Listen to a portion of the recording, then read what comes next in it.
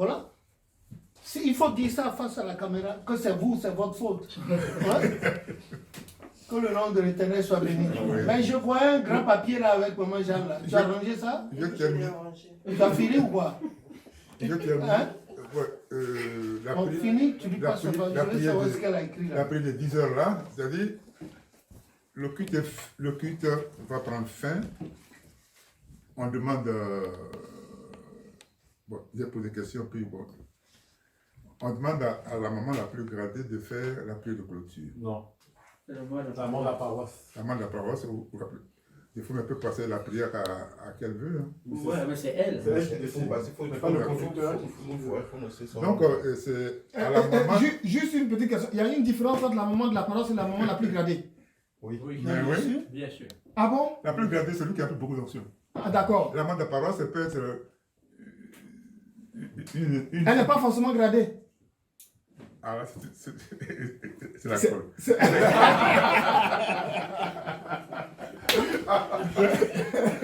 C'est une question qui va sortir de là. À partir de quel grade une maman peut être... Oui. À partir de quel grade on peut être nommé maman de paroisse? À partir du grade du déoto. À partir du grade du déoto, c'est-à-dire qu'il n'y a pas de grade spécifique. À partir du moment qu'elle a reçu une onction et qu'elle a choisi maman de la paroisse, elle est maman de la paroisse. Oui, mais pourquoi forcément à partir du grade de autant? Parce que non, je pense qu'on a besoin qu'elle soit loin. C'est-à-dire que... Elle ne va pas arrêter. Voilà, une autre question. Oui, maman Jeanne. D'après, si je me rappelle bien, la maman de la paroisse peut être aussi une sœur, mais en vue d'avoir l'onction de déoto et tout, un peu plus. Elle peut être sœur, et puis après... Bon, oui, mais il faut expliquer. Mais d'où découle la notion de la maman de la paroisse? Si son mari est chargé de la paroisse... Mais il faut expliquer. c'est ça, oui. Ah non, pas forcément. Il y a des paroisses sur lesquelles la maman de la paroisse n'est pas forcément la femme du chargé. Hein? Si le Saint-Esprit, si ça a été une révélation que c'est une maman de la paroisse, si c'est une sœur, elle est maman de la paroisse. Et en vue aussi d'avoir de l'onction plus tard. Et concrètement, comment est-ce que c'est le critère d'une mère de paroisse, d'une maman de paroisse? Ça se question encore. Je pense que ça fera l'objet d'une autre discussion. Merci. On va faire ça. Mais pour aujourd'hui, on a qu'à rester sur la prière qui a déjà assez de ramifications. Je disais que, bon, donc on donne la parole à la maman de paroisse. Et puis, ce que j'attends, des fois même ça me désole, parce que c'est trop long, et il n'y a que les hors-sujets, sinon les répétitions. Donc on en déduit que c'est des gens qui n'ont pas été formés. Donc c'est la faute à vous les devanciers, vous qui les envoyez à l'onction. Oui, mais il faut dire... Oui, comme il dit, que c'est bien la faute des responsables qui les désignent tels. Elle doit connaître ses fidèles, qu'elle est capable de tenir. D'abord, il est capable de tenir la prédication, elle est capable de tenir le rôle d'une maman. Parce qu'elle les connaît, elle sait qu'elle les nomme, elle les grade aussi. Les onctions, dans le temps, on ne demande pas qui veut se baptiser, qui veut prendre l'onction. Tu veux sauter combien de fois? Sauter, c'est-à-dire, ça fait 6 ans que tu es docteur. Tes amis sont comme des évangéliques. Donc, il te faut 3 options. Si tu peux payer les 3 là, on te baptise. Ça revient encore toujours la même question que papa a posée. Donc, ça veut dire que c'est vous. Non. Parce que quelqu'un, un fidèle ne peut pas choisir son onction. C'est les chargés, ceux qui sont là. C'est pourquoi j'ai dit. C'est à eux la faute. s'il n'y a pas de... À nous la faute. comme Non, on pas à dit. nous la faute. Moi, je suis l'enseignement. Avant, peut-être oui. Mais maintenant, je suis l'enseignement. Alléluia. Alléluia. Bon, Papa Diaki et Maman Jeanne ont été désignés pour nous présenter quelque chose. C'est vrai, il est arrivé un moment, j'ai eu un coup de barre, je me suis assoupi, il y a eu des choses qui ont été dites. Moi, je veux savoir ce que Maman Jeanne a écrit sur ce papier. Parce qu'elle s'ennuie, donc on va lui accorder la parole. Elle va lire et expliquer ce qu'elle a écrit. On va lui poser des questions, on va revenir sur Papa Diaki. Parce que lui, il a déjà les croix sur le ventre. Donc, il est habitué à la parole. Maman Jeanne va nous expliquer ce qu'elle a écrit sur ce papier. Et on va lui poser des questions aux deux, les deux pôles et le peuple également. Maman Jeanne, tu as la parole, s'il te plaît. J'avais écrit sur ce papier, j'avais déjà commencé à lire. Mais ce que j'ai écrit, ça a été dit par Beaucoup. par Donc, beaucoup de sans ce personnes. ce qui n'a pas été dit par les autres et par toi. Qu'est-ce qui n'a pas été dit? Bon, la prière, elle se fait, je crois que ça n'a pas été... la seule chose, je pense, qui n'a pas été dit, c'est que la prière est demandée, mais au nom de qui? Au nom de qui? Quand on prie, à la fin, on dit quoi? On demande la prière au nom de qui? Voilà, la prière se demande au nom de Jésus. Pourquoi au nom de Jésus? Parce que c'est lui qui nous a sauvés, et c'est en son nom que les prières doivent Jésus dit, nul ne peut venir au Père. pour être exaucé par le Père. Il faut que ça passe. Explique-moi bien, j'ai pas bien compris. La prière, Jésus dit, nul ne peut venir au Père sans passer par moi. Je suis le chemin, la vérité et la vie. Nul ne peut venir au Père sans passer par moi. Mais il y a aussi le verset qui dit tout ce que vous demanderez sur la C'est terre en mon nom. Oui, mais c'est tout ça. En son nom. Donc tu es revenu là. je disais que la prière se fait au nom de Jésus, au nom de Christ. C'est dans Jean 16, versets 23 à 24. En ce jour-là, vous ne m'interrogez plus sur rien. En vérité, je vous le dis, ce que vous demanderez au Père, il vous le donnera en mon nom. Jusqu'à présent, vous n'avez rien demandé en mon nom. Demandez et vous recevrez afin que votre joie soit parfaite. Amen. Personnellement à toi, quand on parle de prière, qu'est-ce qui te tient à cœur quand tu entends le mot prière? Il faut partager ça. Il faut partager ça. Voilà, dès que j'entends le mot prière, c'est tout de suite mes pensées vont vers le Seigneur et Jésus-Christ. Et c'est un lien, pour moi c'est un lien qui ne doit pas être interrompu. Mais bon, j'avoue que malheureusement, des fois, peut-être le plus souvent, le lien s'interrompt quand il y a des problèmes, des soucis qui viennent intervenir. Mais sinon, quand j'entends prière, c'est tout de suite mon cœur s'élève vers le Seigneur. Et c'est pas forcément comme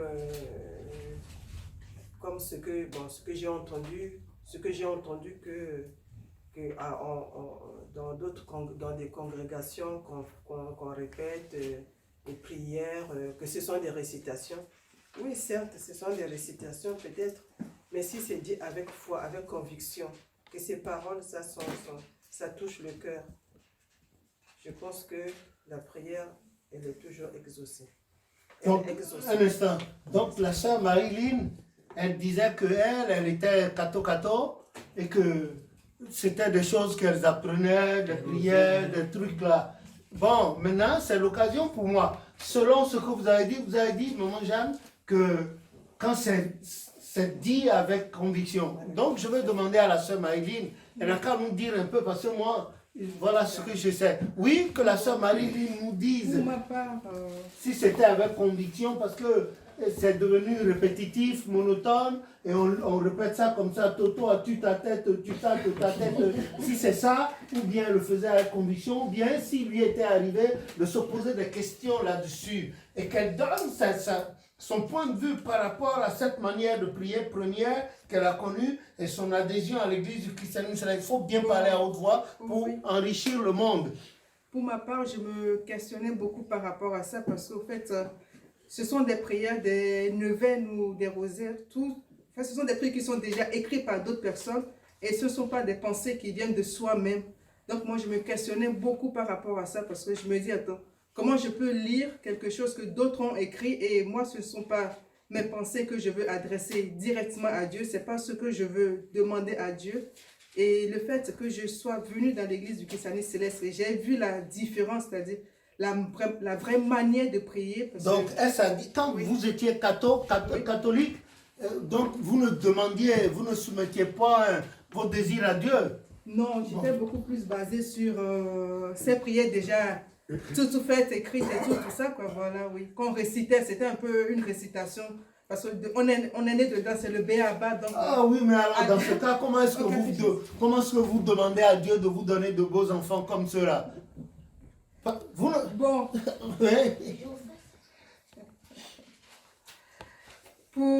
Par rapport à la question que papa pose, voilà, bon, je me suis beaucoup questionnée par rapport à ça.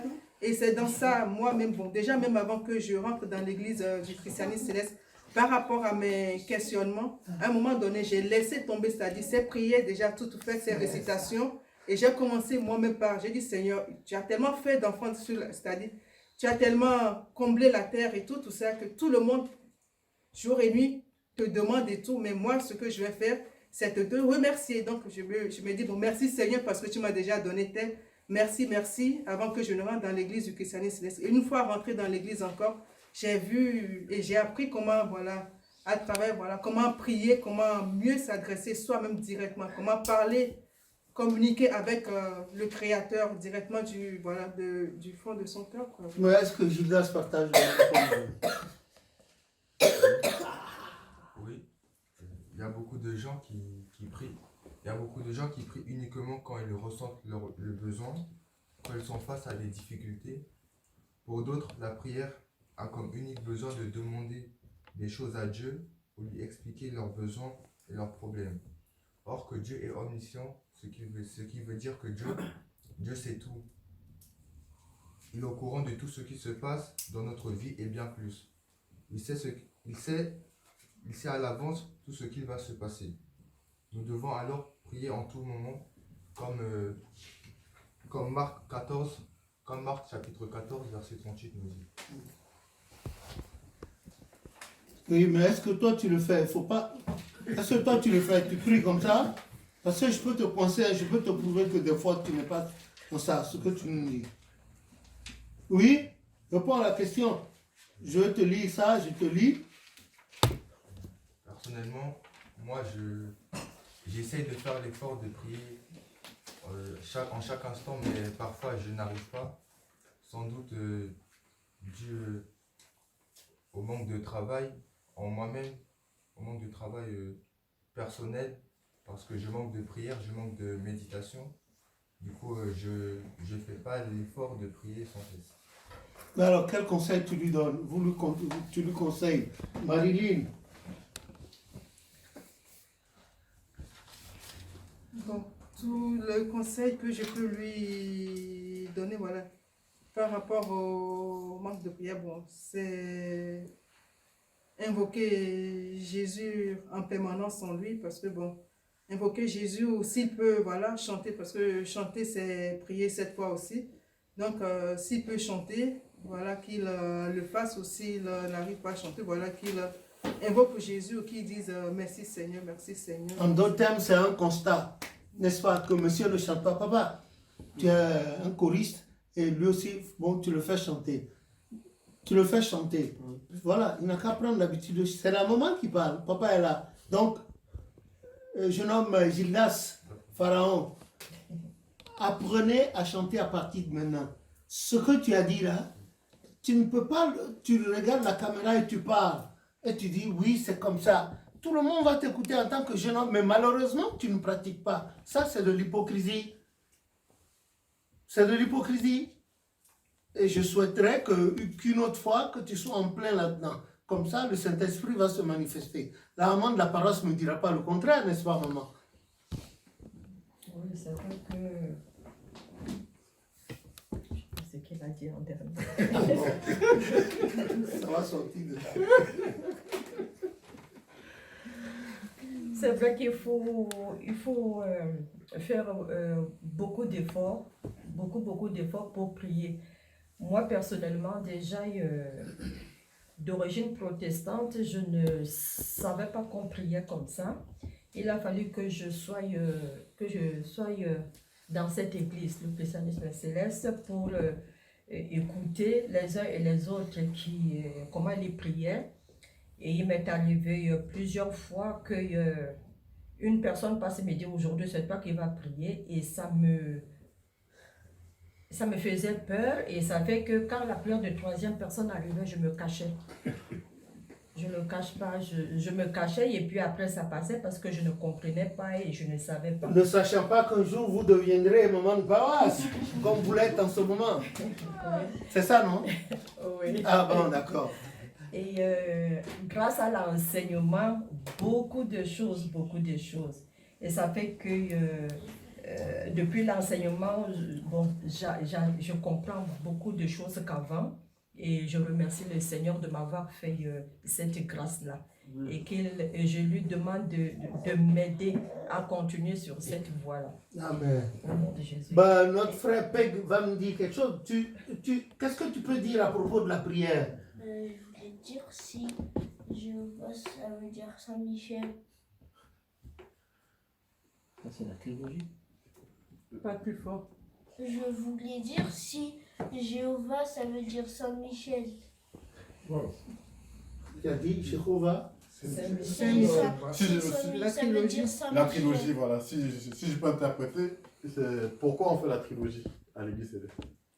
Alors, tu poses la question de savoir, ou bien tu as affirmé, tu veux savoir Jéhovah, comment? Oui, je veux savoir. Je veux savoir. Ça dit pourquoi on dit Jéhovah Saint-Michel avant de commencer la prière, ou bien quoi? Il dit si Jéhovah, c'est Saint-Michel. Pour la question, si c'est Jéhovah qui est Saint-Michel. C'est ce que tu veux savoir. Hein? Tu veux savoir quoi? Répète à haute voix. Si Jéhovah, c'est Saint-Michel. Ah bon, alors là, cette question-là, viens. Caméraman, venez là. Viens là. Non, le monsieur. Viens là. Pose là la question. Est-ce que Jéhovah, c'est Saint-Michel? Jéhovah, c'est Dieu. Jéhovah, c'est Dieu. Saint-Michel, c'est l'ange combattant. D'après ce que je Oui, mais sais. ça veut dire quoi, combattant? C'est lui qui combat pour nous. C'est l'ange défenseur qui défend les élus. Qu'est-ce que le devancier s'en va en passe?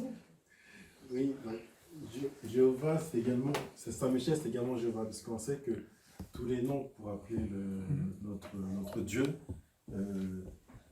concourent, comment expliquer? On peut appeler notre Dieu de plusieurs manières, c'est-à-dire qu'il y a plusieurs façons d'appeler ce qui est Dieu. C'est-à-dire que Saint-Michel est également une représentation de Dieu. C'est-à-dire que Saint-Michel est la partie spécifique combattante, c'est lui qui combat pour les enfants. C'est-à-dire que si tu as un problème à l'école à l'école dans ton univers, si tu as un danger devant toi, tu demandes à Dieu que Dieu envoie Saint-Michel pour te protéger. C'est là que Saint-Michel viendra t'accorder la protection avec l'autorité de Dieu. Et il faut bien demander toujours à Dieu, qu'il ne faut pas invoquer l'ange automatiquement. Parce que l'ange se déplace uniquement si Dieu a donné son aval. Et pas inversement. L'ange ne se lève pas de lui-même pour aller combattre pour quelqu'un. Oui. Mon fils, comment tu t'appelles? Peg. Et ton petit frère? Oui. Est-ce que vous avez le même nom? Oui. Vous êtes pareil? Oui, on est pareil. Comment? Explique un peu. Et comment vous êtes pareil? Parce qu'on est frères. Vas-y, vas-y, vas-y. Et c'est parce que je dois m'occuper de lui aussi. Hein, comment? Je dois m'occuper de Il s'occupe de lui. Tu dois t'occuper de ton frère. Oui. Ensuite? Et aussi, je Pas dois lui. me frapper mon petit frère. Oui. C'est très bien ce que tu dis. Oui. Je dis, j'ai demandé, bon, et tu as répondu comme tu as compris, tu n'as pas compris. Ils ont dit, ton frère, il s'appelle Oui. Toi, et toi tu t'appelles? Peg. Si papa dit Peg, qui va répondre? C'est moi. Et toi? Wow. Non, non. D'accord. Dieu a plusieurs noms. A plusieurs noms. Mais ne serait-ce que, bon, il te parlait comme. Dans ton patois, c'est un nom. Moi, dans mon patois, il s'appelle Lago. Mais il n'est pas Saint-Michel. Saint-Michel, il s'appelle Saint-Michel, donc il est différent. Saint-Michel n'est pas Dieu, donc il n'est pas Jéhovah. C'est Jéhovah qui est Dieu. C'est une appellation de Dieu. Il a plusieurs noms. Mais Jéhovah, c'est Dieu. Ce n'est pas Saint-Michel. Saint-Michel, ce que nous dit la Bible, c'est un des anges de Dieu qui est là pour venir à notre aide si nous sommes dans la difficulté. Il nous défend, comme toi tu défends ton petit frère. Et tu fais bien. Saint Jéhovah, c'est pas Dieu. Ah, c'est Dieu. Jéhovah n'est pas Saint-Michel. Jéhovah est Dieu. Jéhovah est Dieu. Jéhovah est Dieu. C'est lui l'éternel, le Dieu des armées. Jéhovah est Dieu. Nul autre ne l'est. Il est le seul créateur. Gloire au Saint-Père dans les cieux, tout sur la terre est vanité, tout est vanité ici, tout périra et tout disparaîtra. Jéhovah est Dieu, Jéhovah est Dieu. 716. C'est le cantique numéro 716 dans le recueil de chants. En français, montre le recueil. Non. Oui, j'ai entendu. Recueil de chants. En français. Numéro 716. Bon, tu vois, la question que tu as posée, c'est une très belle question. Que Dieu te bénisse. Tu vois, grand-papa a dit, papy a dit, tu t'appelles comment? Tu as dit Peg. Ton petit frère s'appelle comment? Tu as dit Toi. Donc, si papy veut t'appeler ou bien ton papa veut t'appeler, il dira, s'il dit Peg, si tu es avec Toi, qui va répondre? C'est toi qui vas répondre. S'il dit Toi, c'est toi qui va répondre. Donc, notre Dieu, Dieu que tout le monde, dont parle tout le monde, il a beaucoup de noms, beaucoup. Mais souvent, dans l'église du christianisme céleste, nous l'appelons par Jéhovah, qui veut dire le créateur de tout, du ciel, de la terre, de Peg, papa, maman, de Michel, de papy Lévi, de papy Diakité, de maman, de mamie Jeanne, de la mamie, de la paroisse, les oiseaux, les papillons, c'est lui, là, Jéhovah, là, c'est lui qui a tout créé. Même la lagune de l'eau, la pluie, la neige, les grêles, c'est lui qui a tout créé. Il a créé tous les hommes, tous les animaux. C'est pour ça qu'on l'appelle Jéhovah, il est le créateur. Tu as compris? Donc, mais lui, il a beaucoup d'anges. Les anges, ce sont des créatures de Dieu, de belles créatures que Dieu a faites là pour surveiller tous ces enfants que nous sommes. Et quand tu as un danger, le grand danger, il y a un ange qui aime s'occuper, qui vient rapidement à ton aide. Si tu es bien avec Dieu, si tu es docile, si tu es obéissant, cet ange-là s'appelle Saint-Michel. C'est lui qui vient en courant, il vient voir. Mais pour qu'il vienne, il ne faut pas donner de coups de poing à quelqu'un. Parce que Gabi disait la dernière fois que oui, quand aujourd'hui vous faites des histoires, c'est le lendemain que vous pardonnez. Donc, c'est ça, non, Gabi? Mais viens là, viens pour qu'on te voit. Ah, donc, pour toi, là, si à l'école, il y a des histoires avec tes camarades, tu ne pardonnes pas en même temps. C'est le lendemain que tu pardonnes. Non. Mais si, c'est ce que tu as dit la dernière fois. Il a changé. Hein. Ah, donc tu as changé. Donc maintenant, alors, si quelqu'un te cherche des histoires à l'école, un camarade, comment tu fais? Moi, je le dis à la maîtresse. Ah bon, donc, et puis c'est fini. Tu lui pardonnes. Peg, tu es d'accord? Oui. Comment? Explique-toi. Mais oui. Quand ou bien quand Michel prend ton jouet là, tu fais quoi? Tu te fâches, je te vois te fâcher, non? L'autre dit, ah oui, il a regardé dans mon plat. Toi, si tu disais ça, non? Hein? Je le prends, ouais, après il pleure. Après, ça fait encore des autres histoires. Ah bon, tu vois, donc il vaut mieux lui laisser ça, n'est-ce pas? Pour qu'il n'y ait pas d'autres histoires. Bon, voilà. Maintenant, merci beaucoup à votre place. Merci beaucoup. Voilà. Donc, je voulais dire au leader Samba, les mots que tu as utilisés pour les explications sont au-dessus de son niveau. Donc, voilà.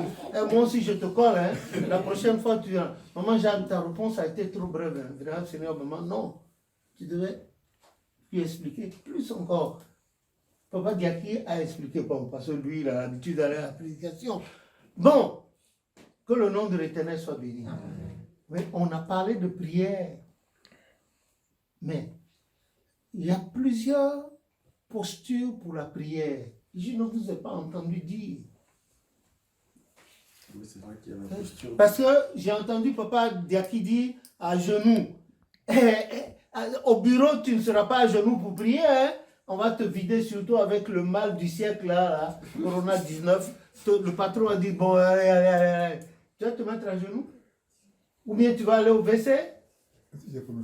Si. Quelque part, tu as dit ça. Non. C'est vrai que quand on est dans les circonstances, quand le temps le lieu est favorable, on peut se mettre à genoux. C'est vrai, il faut se mettre, on dit tout genou, qui a dit ça? Éphésiens, non? Qui a dit que tout genou fléchisse et que toute langue confesse que Jésus est roi.